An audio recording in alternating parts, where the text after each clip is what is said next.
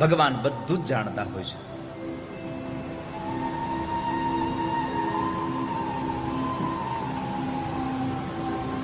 એટલે પરમાત્મા પાંડવોને લઈ અને જતા રહ્યા.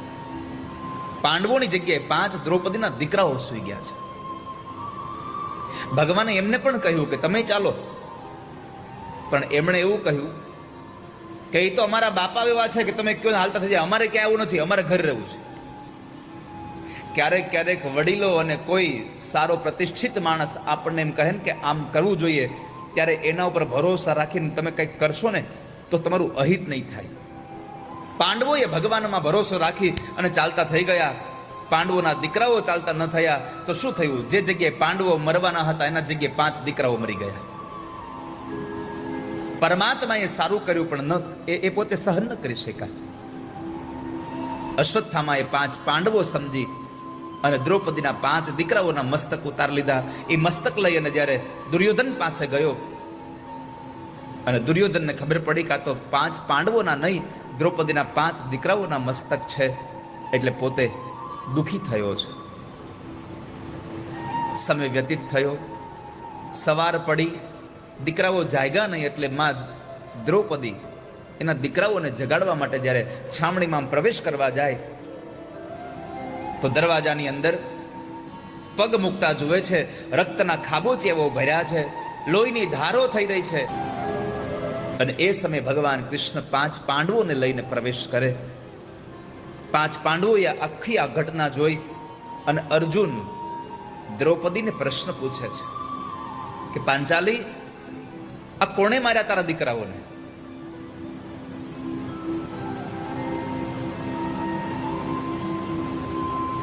દ્રૌપદી રડતા રડતા એટલું બોલ્યા છે, મને ખબર નથી કોણે માર્યા, પણ જેણે માર્યા એણે બહુ ખોટું કર્યું છે.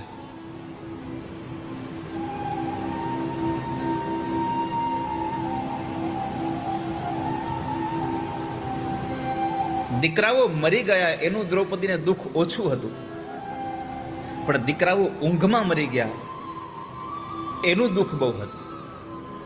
કારણ દ્રૌપદીજી બોલ્યા છે કે મારા દીકરાઓ મરી ગયા, એ તો આ સંસારમાં જન્મે મરે જ છે, એક યા બીજા પ્રકારે કોઈ પણ મરે છે, એમાં મને એનું દુઃખ નથી મને દીકરાઓ મરી ગયા, પણ મારા દીકરાઓ ઊંઘમાં મર્યા એનું દુઃખ છે કે કદાચ મારવા વાળા માણસે મારવા જ હતા તો જાગ્રત અવસ્થામાં મારવાતા કે મરતા મરતા સમયે પણ મારા દીકરાઓ અંત સમયે ભગવાનને યાદ કરી શકે. આ તો ઊંઘમાં મારી નાખ્યા, મારા દીકરાઓ છેલ્લે ભગવાનને યાદ નહીં કરી શક્યા હોય. ભીમસેન પોતાની હથેળી મચળે છે અને અર્જુન પ્રતિજ્ઞાબદ્ધ બન્યા છે કે સાંભળો પાંચાલી, તમારા દીકરાના હત્યારાને લઈ આવી એનું મસ્તક ઉતારી અને એના ઉપર પગ મૂકી અને તમે આગળ ચાલીને તમારા દીકરાઓની અંત્યેષ્ટિ કરજો.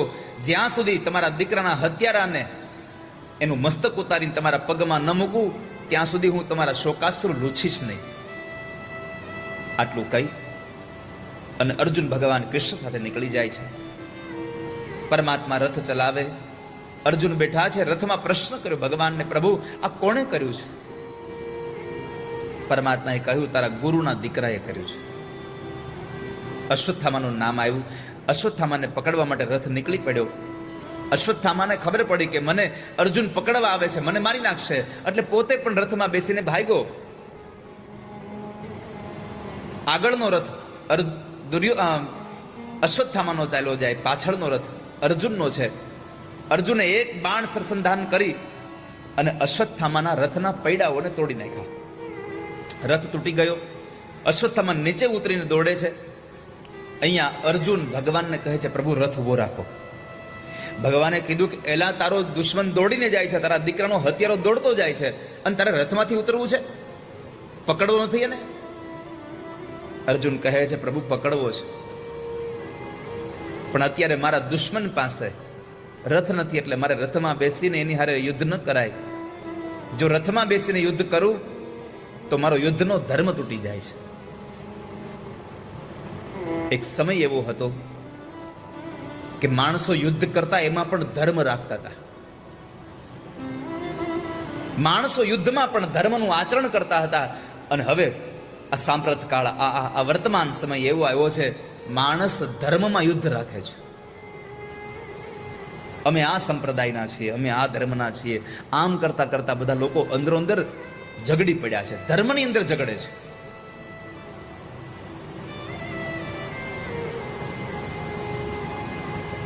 આ તો બધા સંપ્રદાયો તો એક ખાલી નામ છે બધાના, બાકી તો અંતે હેમનું હેમ.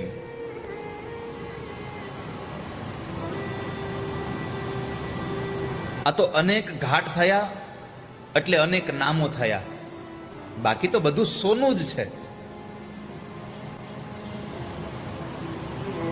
અર્જુન નીચે ઉતરી અશ્વત્થામા પાસે યુદ્ધ કરવા માટે જાય, પણ અશ્વત્થામાને થયું કે અર્જુન મને મારી નાખશે, એટલે પોતાના પિતાજી પાસેથી શીખેલી એ વિદ્યામાંથી બ્રહ્માસ્ત્ર એમણે અર્જુન ઉપર ચડાવ્યું.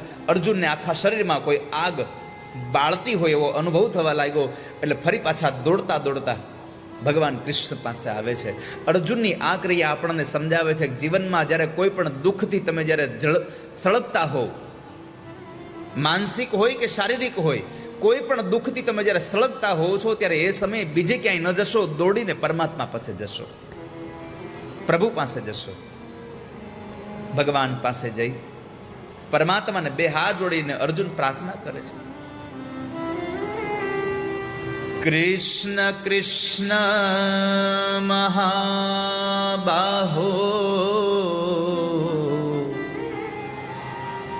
ભક્તાનામ અભયં કર.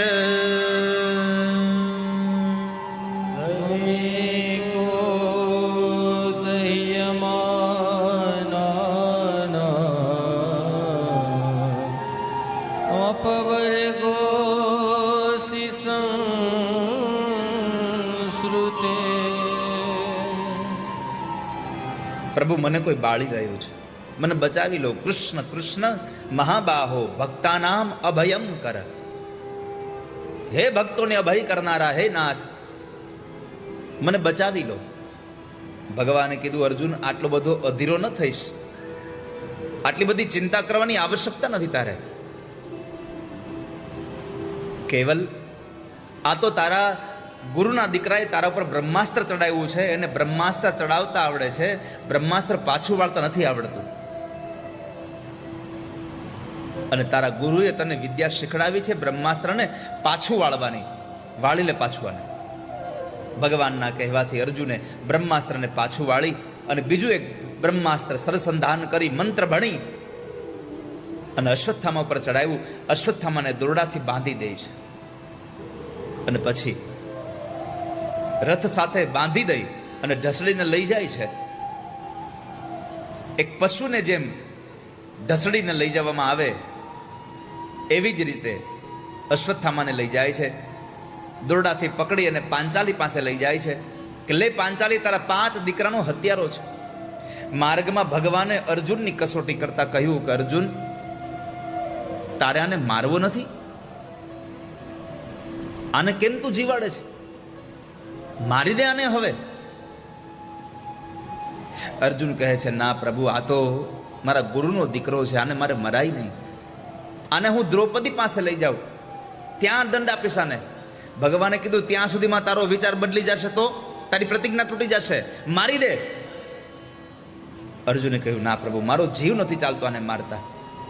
ભગવાને કીધું, બરાબર છે, ચાલો. શિષ્યમાં ખોટું તો નથી જરા, મિત્ર સારો મળ્યો છે. પરમાત્મા સાથે અર્જુન અશ્વત્થામાને લઈને જાય છે, દ્રૌપદી પાસે હાજર કરે છે. દ્રૌપદીની આંખો ખોલે છે અને જુએ છે તો 5 દીકરાના હત્યારામાં ગુરુપુત્ર અશ્વત્થામા હતા. 2 હાથ જોડી અને પ્રાર્થના કરી અને વંદન કર્યા અને અર્જુનને કહ્યું, ઉવાચ ચાસહંતસ્ય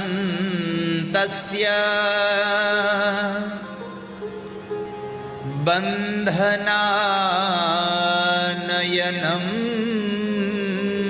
સતી મુચ્યતા મેષ બ્રાહ્મણો નિતરાં ગુરુ. બ્રાહ્મણો નિતરામ ગુરુ.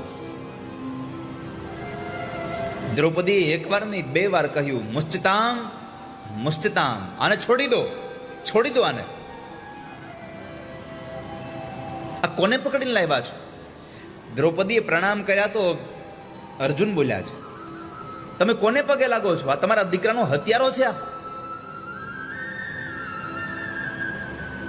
દ્રૌપદી કહે છે, ભલે મારા દીકરાનો હત્યારો રહ્યો, પણ છે તો બ્રાહ્મણ ગુરુપુત્ર.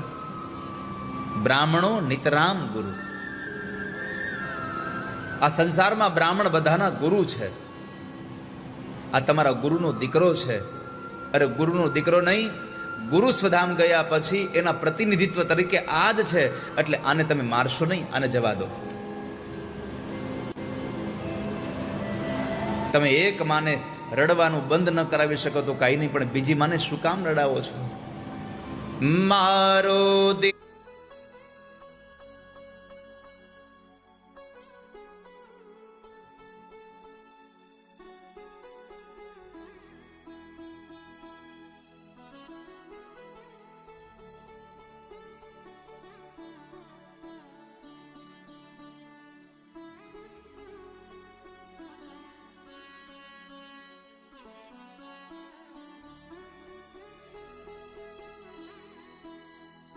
દસ્ય જનની ગૌતમી પતિદેવતા યથાહમૃતવત્સારસારોદિમ્યાશ્રુમુખી મુહુ. તમે આને છોડી દો. શું કામે ને ગુરુ પત્નીને રડાવવાના પ્રયત્ન કરો છો, ને કદાચ સાંભળો, તમે આને મારી નાખશો તો શું મારા 5 દીકરા સજીવન થઈ જશે? જો મારા દીકરા સજીવન થતા હોય તો તમે આને મારી દો, અને આને મારવાથી પણ જો મારા દીકરાઓ સજીવન ન થવાના હોય તો હું તમને પ્રાર્થના કરું છું, આને જવા દો, આને મારશો નહીં. મુચ્ચતામ મુચ્ચતામેશ બ્રાહ્મણો નિતરામ ગુરુ. તમે જવા દો, આને ન મારશો. બ્રહ્મ હત્યાના અધિકારી ન બનો. અર્જુન ભગવાન કૃષ્ણને પૂછે છે, પ્રભુ શું કરું? આને મરાય કે ન મરાય? ભગવાને કીધું, ન મરાય પણ મરાય. આ દુનિયામાં કૃષ્ણના જવાબને સમજવાની અઘરા બહુ છે. આના જેવો વાંકો ચૂકો બીજો કોઈ નથી.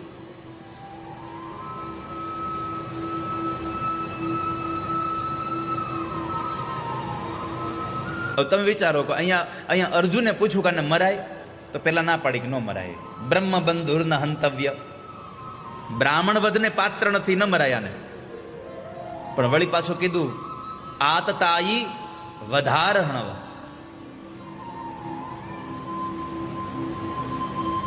આતતાયી હોય તો એને માફે ન કરાય, એને મારવો જોઈએ. હવે આને કોણ સમજે?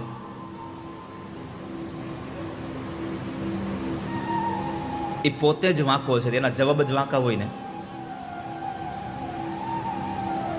3 જગ્યાએથી વાંકો છે. પગની આંટી લગાવી છે, કમરથી ઝૂકો છે, અને ડાબો ગાલ ડાબા ખંભા પર રાખીને મસ્તક નમાવ્યું છે.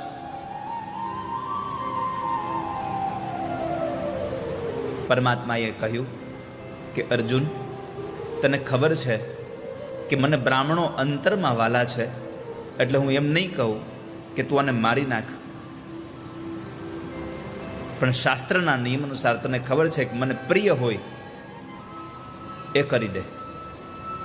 અર્જુન સમજી જાય છે અને અંતે અશ્વત્થામાનું અપમાન કરે છે. અપમાન કરવું એ પણ એક મૃત્યુદંડ છે. કોઈ પ્રતિષ્ઠિત માણસને જાહેરમાં અપમાનિત કરી દો તો એ પણ એક મૃત્યુદંડ છે.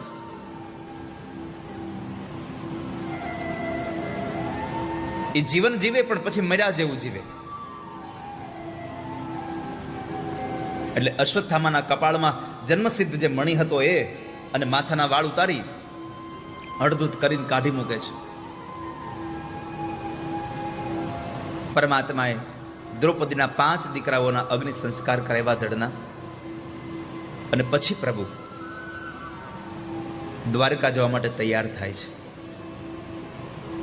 પરમાત્મા જ્યારે દ્વારકા જવા તૈયાર થયા રથમાં બેસવા જાય સુધી ફઈબાએ કશું કઈ બોલ્યા નહીં, પણ આજે ફઈબાએ મોઢા મોઢ કહી દીધું, સાંભળી લ્યો હે કૃષ્ણ, હું મારા ભાઈના દીકરા મારા ભત્રીજાને પગે નથી લાગતી, હું અખિલ બ્રહ્માંડના નાયક કૃષ્ણ તમને વંદન કરું છું. હું ઓળખી ગઈ છું તમે પરમાત્મા છો, હું તમને ઓળખી ગઈ છું.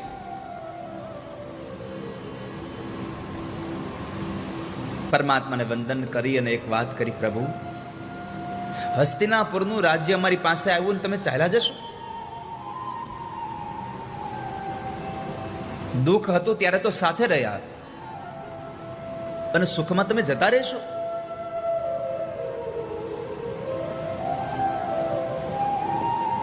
પ્રભુ તમે જતા રહેતા હો અને સુખ આવતું હોય તો એ સુખની આવશ્યકતા નથી જોઈતું એ સુખ અમારે. પ્રભુ કૃપા કરો, આપ રોકાઈ જાઓ.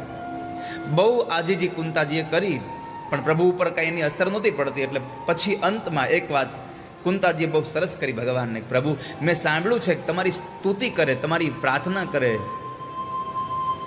એને તમે વરદાન દેનારા છો. હા ભાઈ, જે મારી સ્તુતિ કરે એને હું વરદાન આપનારો છું. તો પ્રભુ મેં પણ તમારી સ્તુતિ કરી, મને વરદાન આપશો ને? માગી લો ભાઈ, જે જોતો હોય તે માગી લો. ભગવાને માગવાનું કીધું. હવે હું તમને પ્રશ્ન પૂછું, પરમાત્મા માગવાનું કે તમે માગો શું? તમે શું માગી શકો? આપણી પાસે તો લિસ્ટ લાંબુ જ હોય અને એ જ્યારે માગવાનો વારો આવે ત્યારે એ લિસ્ટ ગોતવાય ન જવું પડે, આખું કંઠસ્થ જ હોય, મોઢે આવડતું હોય. અડધી રાતે ઊંઘમાંથી ઉઠાડીને પૂછો તો મોઢે આવડે.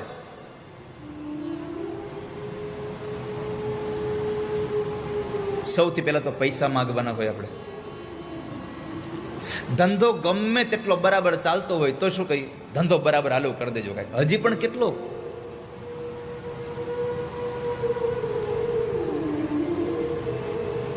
બરાબર ધંધો હરખો હાલે તો છોકરા હાટું છોકરી માગતા હોય, લગ્ન થઈ જાય તો હજી એના ઘરે દીકરા હોય, સારું ઘર જોતું હોય, કેટલું આપણી પાસે લિસ્ટ લાંબુ પડ્યું હોય.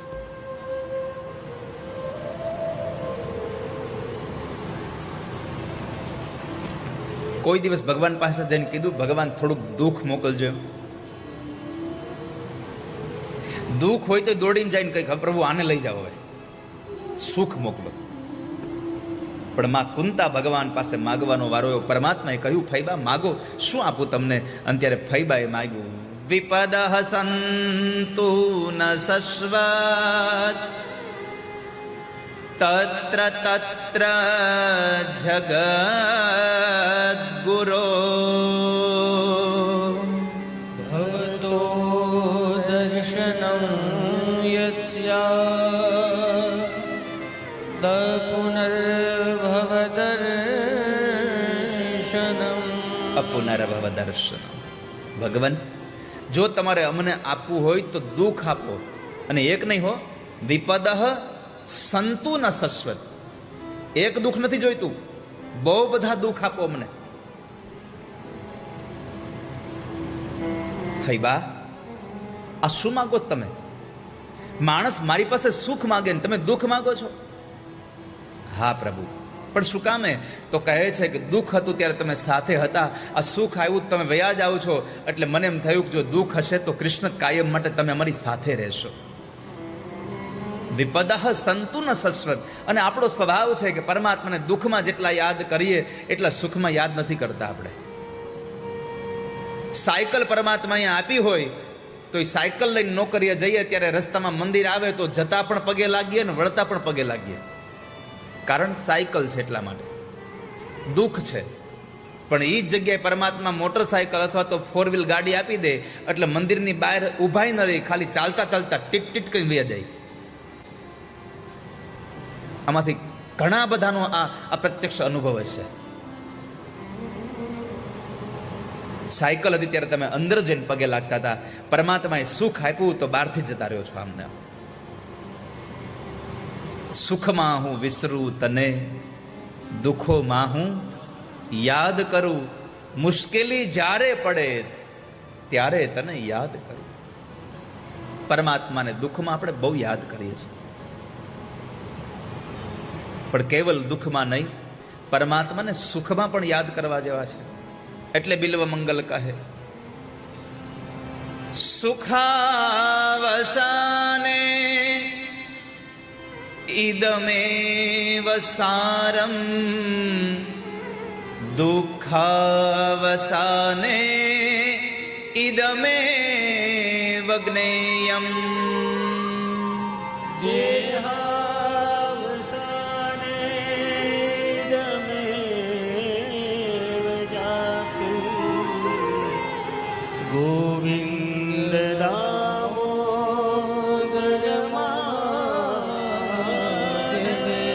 બિલ્વ મંગલ કહે છે, સુખમાં પરમાત્માને યાદ કરો.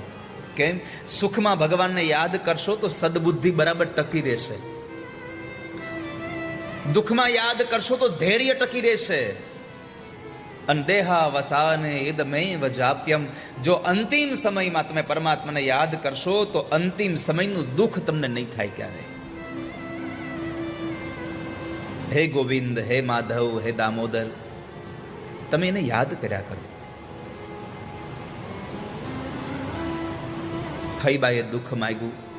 ફૈબા કહે છે, પ્રભુ રોકાઈ જાઓ, રોકાઈ જાઓ, રોકાઈ જાઓ. આ સંસારમાં સાચું સુખ કયું, સાચું દુઃખ કયું? હનુમાનજી મહારાજને પ્રશ્ન કરવામાં આવ્યો.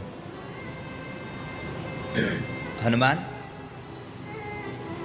આ સંસારમાં માણસને સુખ અને દુઃખનો સમય છે, પણ એ સુખ કયું, દુઃખ કયું? કયો સમય સુખનો કહેવાય, કયો સમય દુઃખનો કહેવાય? આ બતાવો ને. હનુમાનજી મહારાજનો જવાબ આપે છે, મહારાજ, આ સંસારમાં આ જીભ ઉપર ભગવાનનું નામ આવે ને એટલો સમય સુખનો છે, અને બાકીનો બધો સમય દુઃખનો છે. જબ તબ સુમિરન ભજન ન હોય. પરમાત્માનું નામનું ભજન ન થાય એ બધો સમય દુઃખનો છે.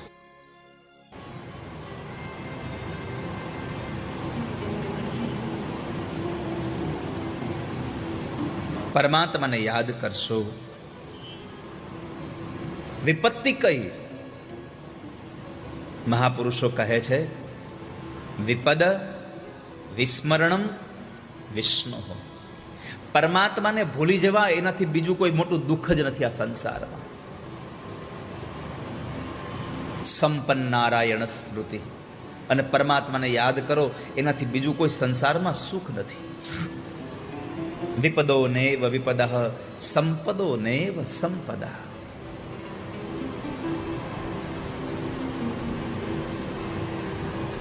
પરમાત્માને માં કુંતા ભગવાનને કહે છે, પ્રભુ રોકાઈ જાઓ, રોકાઈ જાઓ, રોકાઈ જાઓ. મારી એક પ્રાર્થના સાંભળી લો કૃષ્ણ. અથ વિશ્વેશ વિશ્વાત્મન વિશ્વમૂર્તે સ્વકેશુ મે સ્નેહપાશમિમં છિંધી દૃઢં પાંડુસુરૂષ્ણિષુ. સૌથી અગત્યની પ્રાર્થના માં કુંતાએ ભગવાનને કીધું, પ્રભુ એક કામ કરો ને, પાંડવોમાં અને યાદવોમાં જે મારી એક પ્રેમની નીતિ બંધાઈ ગઈ, મારો સ્નેહ પાશ બંધાઈ ગયો છે, એને તમે તોડી દો.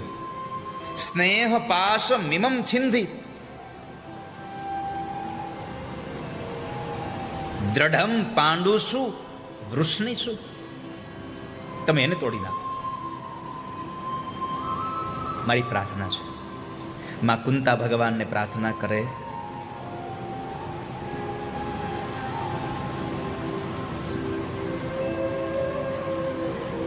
દ્રૌપદી પરમાત્માને કહે છે, પ્રભુ રોકાઈ જાઓ. પાંડવો પરમાત્માને મિત્રતાના નાતે કહે છે, પ્રભુ રોકાઈ જાઓ ને આપ. એવા સમયે પરમાત્મા રોકાય છે. પણ શું કામે? પાંડવોને એમ થયું અમારા માટે રોકાયા, દ્રૌપદીને એમ થયું અમારા માટે, કુંતાને ઉત્તરાને એમ થયું મારા માટે રોકાયા. પણ પરમાત્મા આ કોઈના માટે નહોતા રોકાયા. પરમાત્મા રોકાયા હતા દાદા ભીષ્મ માટે.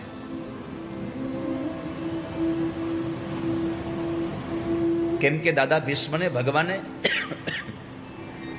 એક વચન આપેલું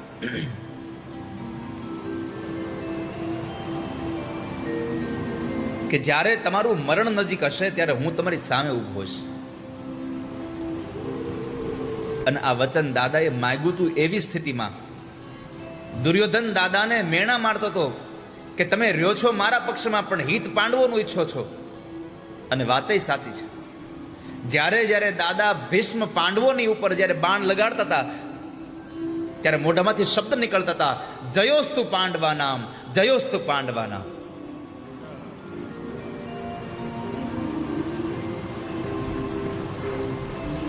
દાદા ભીષ્મની સ્તુતિ હતી. પ્રભુ, કુરુક્ષેત્રના મેદાનમાં યુદ્ધ ચાલતું હતું, દુર્યોધન દાદાને મેણા મારતા હતા, અને એ સમયે રાત્રે ભગવાન મળ્યા દાદાને, અને દાદાને ભગવાન પાસે માગવાનો વારો આવ્યો.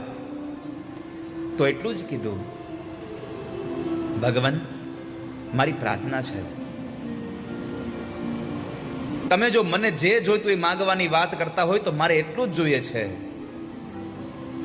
સદેવ દેવો ભગવાન પ્રતીક્ષતામ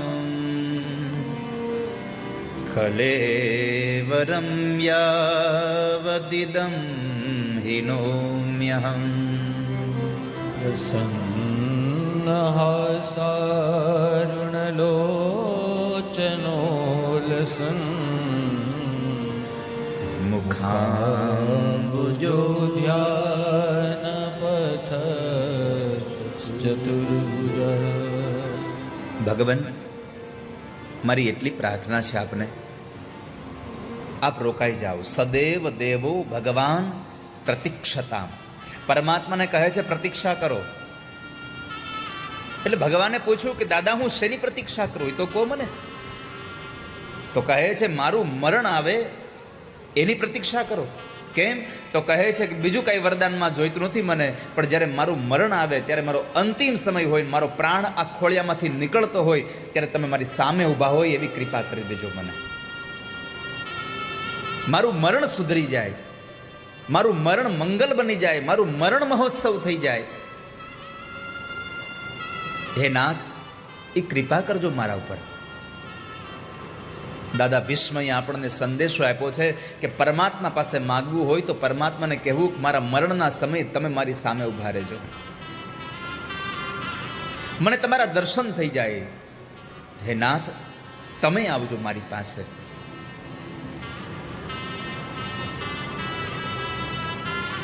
તમારા દર્શન થાય તો મારું જીવન ધન્ય થઈ જાય. અપુનર્ભવ દર્શના. માં કુંતા કહે છે પ્રભુ તમારા દર્શન થાય અને ક્યારે કોઈ એવી ગતિ જ નથી થતી કે જેની દુઃખી થવું પડે. માટે નાથ તમે આવો. અને કુરુક્ષેત્રના મેદાનમાં ઉત્તરાયણનો એ સમય પ્રારંભ હતો. દાદા ભીષ્મને રૂવાડે રૂવાડે બાણ લાગેલા હતા, અને એ કુરુક્ષેત્રના મેદાનમાં બાણશૈયામાં પોઢેલા દાદા ભીષ્મ ભગવાન દ્વારિકાવાળાને પ્રાર્થના કરે છે. દ્વારિકાવાળા રે રણ છોડરાયા રે,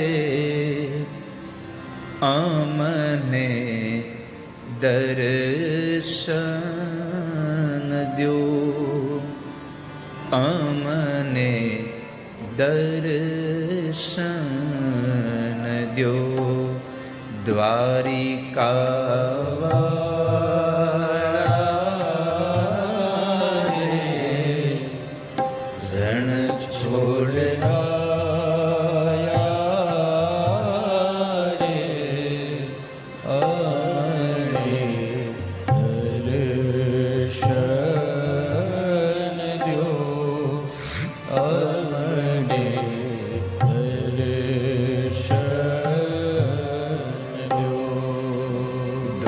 દ્વારિકાવાળા રે રણ છોડરાયા રે અમને દર્શન દ્યો અમને દર્શન દ્યો દ્વારિકા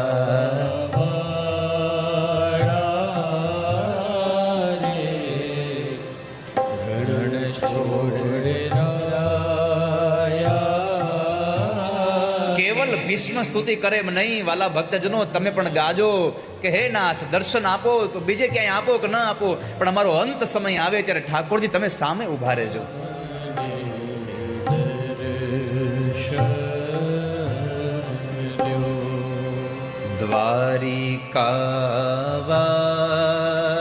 દ્વારિકાવાળા રે રણ છોડરાયા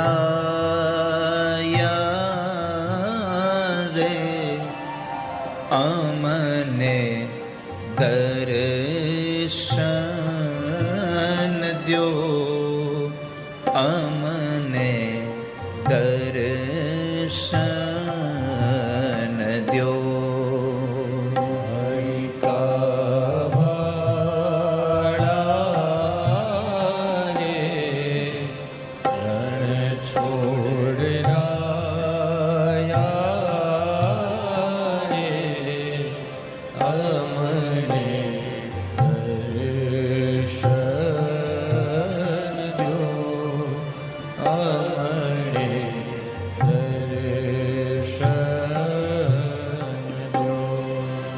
હે ધજાવાળા રે હે ધજાવાળા રે શ્યામ રૂપાળા રે શ્યામ રૂપાળા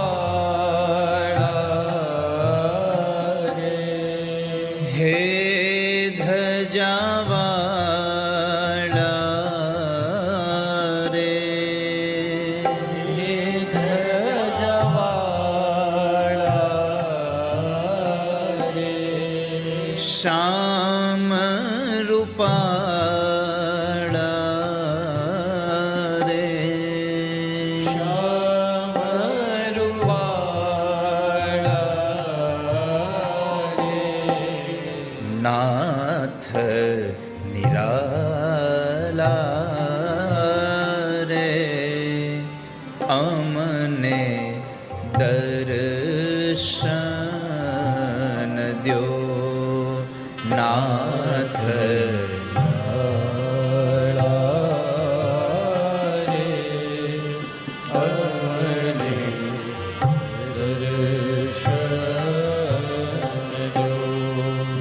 નાથ નિરાલા રે અમને દર્શન દ્યો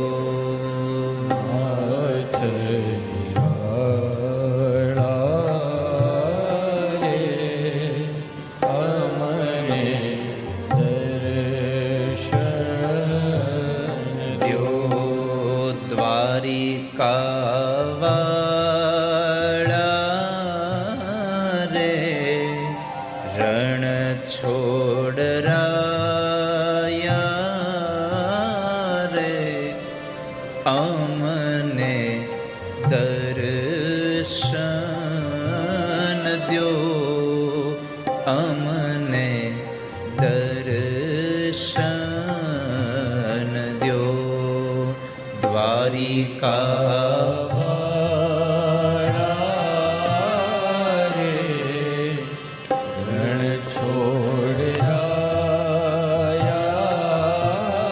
રે અમને દર્શન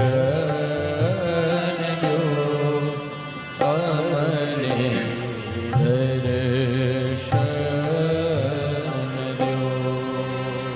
વૈષ્ણવો નવાલા રે, વૈષ્ણવો નવાલા રે, વૈષ્ણવો નવાલા રે, વૈષ્ણવો નવાલા રે, ગૂગળીઓના પ્યારા રે, ગળીઓના પ્યારા રે, ગૂગળીઓના પ્યારા રે, ગળીઓના પ્યારા રે, મોહન મારા રે, અમને દર્શન દ્યો, મોહન રે અમને દર્શન દ્યો, દ્વારિકાવાળા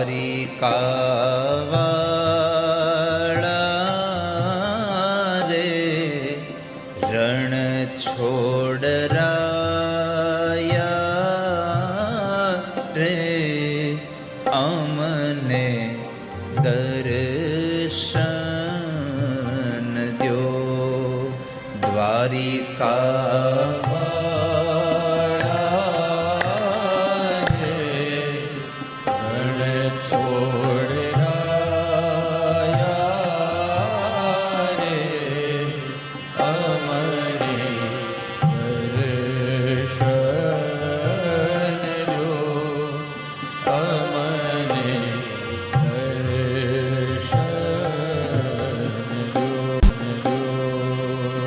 અમે તમારા રે, અમે તમારા રે,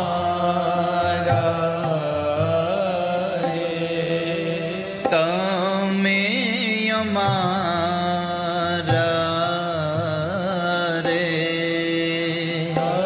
રે, તમે અમારા રે, અમે તમારા રે, અમે તમારા રે, તમે અમારા રે, અમે અમારા રે, કેશવ કૃપાળા રે, અમને દર્શન દ્યો, કેશવ રે અમને દર્શન દ્યો, દ્વારિકાવાળા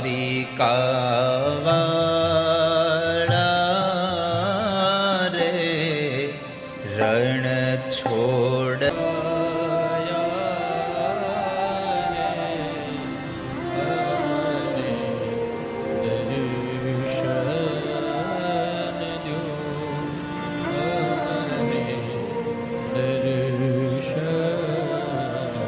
દાદા ભીષ્મ બાણસૈયા પર પડેલા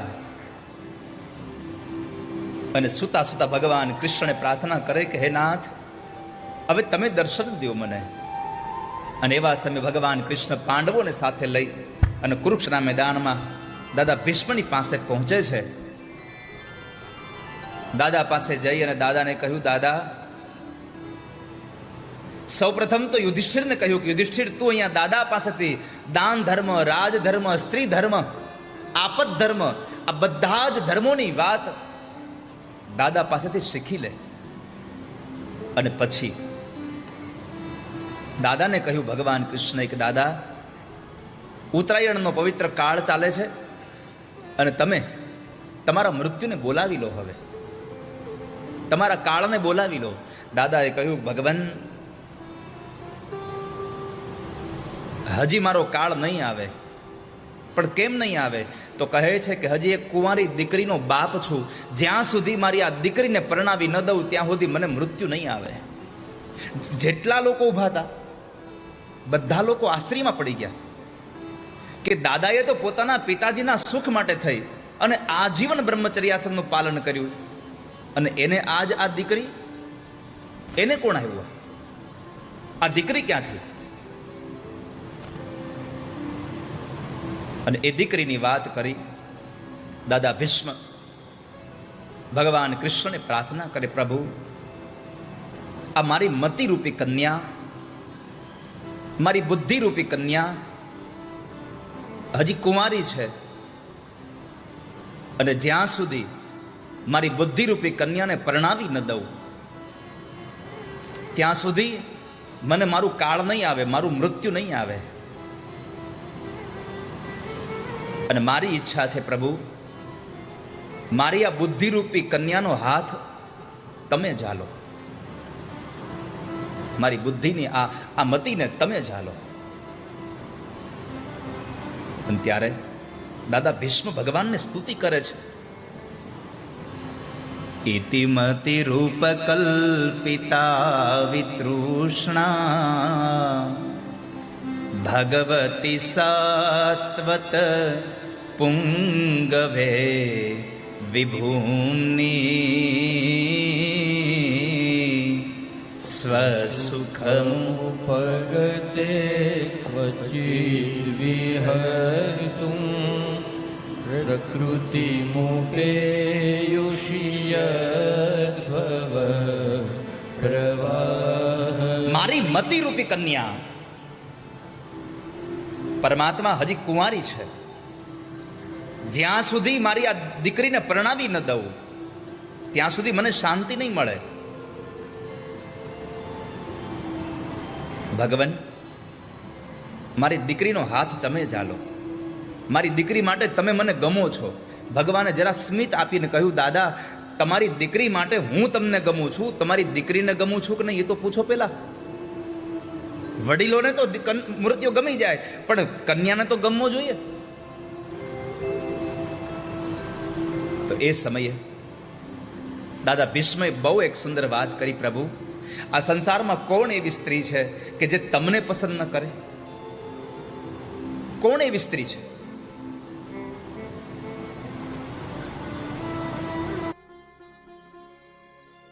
કન્યાને જોવાનું કયો તો એક જ વસ્તુ જોવે મૂર્તિયામાં, કન્યા વરયતે રૂપમ. મારો ઘરવાળો હેન્ડસમ હોવો જોઈએ. માને જોવાનું કયો તો માં શું જોવે? માતા વિત્તમ પિતા શ્રુતમ. માં પૈસા વાળા છે કે નહીં જોવે, અને બાપ એ જોવે કે પરિવારમાં બધું બરાબર તો છે ને, મૂર્તિયામાં કઈક તેલ તો છે ને, કે સાંજ પડે પાટો મારીને 100 રૂપિયા ગમે ત્યાંથી લઈ આવે, ઘર તો હકાવી શકશે ને. અને પછી એના પરિવારના લોકો, એના સામેવાળાના સ્વજનોને જોવે, અને બાકીના આડોશી પાડોશી ભોજનમાં શું બનાવ્યું છે એ જોવે, જમવાનું શું બનાવ્યું છે. પણ દાદા ભીષ્મએ બહુ સરસ વાત કરી છે, પ્રભુ, તમને શું કામ પસંદ ન કરીએ? કોણ સ્ત્રી એવી હોય જે તમને પસંદ કરવાની ના પાડે? તમારામાં શું ખામી છે? દાદા કહે છે, સાંભળો ભગવાન, ત્રિભુવન કમનમ તમાલ વર્ણમ રવિકર ગૌરવરાંબરમ દધાને વપુરલ કકુલા વૃતાનનાજમ વિજય સખેરતિરસ્તુ મે નવત્યા. ભગવાન, તમે ત્રણેય ભુવનમાં સુંદર છો. ત્રિભુવન કમનમ તમાલ વર્ણમ.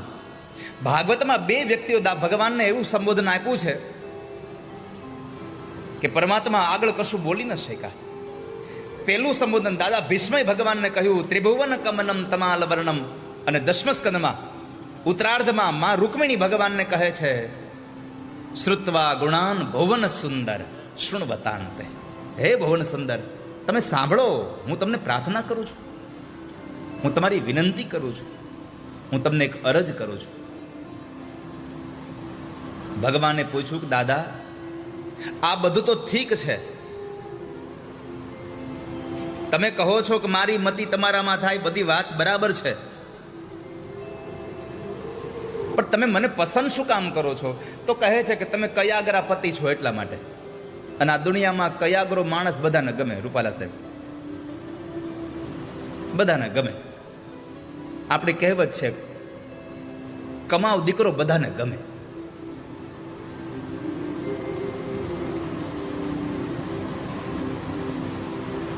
તો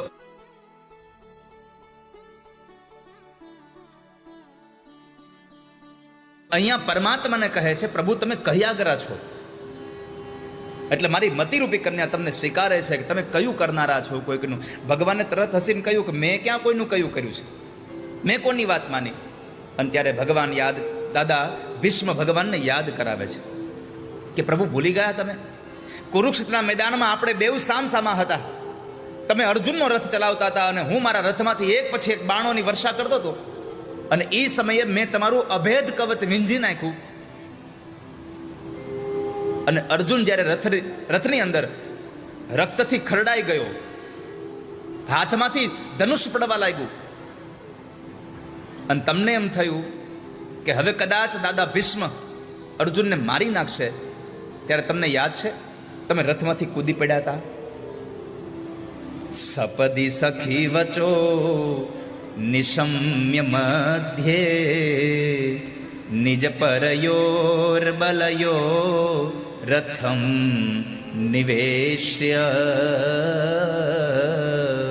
સ્થિતવતી પરસેનિકાયુરક્ષણા રતવતી પાર્થ સખેરતિર મમાસ્તુ. ભગવાન, ત્યારે તમે રથમાંથી ઉતર્યા નહોતા, રથમાંથી કૂદી પડ્યા હતા, અને બાજુમાં તૂટેલા રથનું એક પૈડું ઉપાડી અને જેમ સિંહ પોતાના શિકારની તરફ દોડે એમ તમે મારી તરફ દોડ્યા હતા, અને મેં મારા હથિયાર ફેંકી દીધા હતા. તમને યાદ છે? બીજી વાત, પ્રભુ તમે ગમો છો એટલા માટે કે તમે તમારા ભક્તની લાજ રાખવા વાળા છો. દાદા, મેં શું લાજ રાખી કોઈની? ભગવાને વળી પાછું યાદ કરાવ્યું કે તમને ખબર છે તમારી પ્રતિજ્ઞા હતી કે કુરુક્ષેત્રના મેદાનમાં હું હથિયાર હાથમાં નહીં લઉં. અને જ્યારે તમે એવી પ્રતિજ્ઞા કરી કે હું હથિયાર હાથમાં નહીં લઉં, અને છતાં અમને એમ થયું કે કૃષ્ણ હાથમાં હથિયાર ન લે અને યુદ્ધ જીતી જાય તો અમે ક્ષત્રિય કામના શું?